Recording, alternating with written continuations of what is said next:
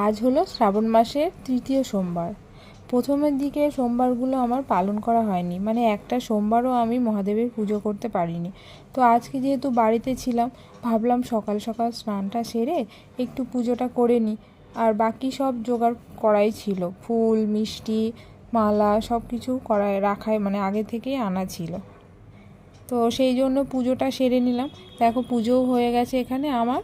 আর এখন মা পুজো করছে, মা বাকি জল ঢালা বা বাকি যা যা কাজ ছিল সব করে নিয়েছে, আমার আগেই করা হয়ে গেছে। আর এই যে দেখো আমার ছেলের অবস্থা, মিক্সার গ্রাইন্ডারটা এনে দেখো কি করছে, টানতে টানতে নিয়ে এসছে বাইরে থেকে, এখন ওটাকে নিয়ে খেলছে। আর এখানে এই যে মা পুজো করছে। আর এই যে দেখো মার পুজো হয়ে গেছে, এবার ও শঙ্খটা নিয়ে এসে আমাকে বলছে বাজাও। তো চলো ব্লগটা এখানে শেষ করছি। যদি ভালো লাগে অবশ্যই লাইক কমেন্ট শেয়ার সাবস্ক্রাইব করে দেবে।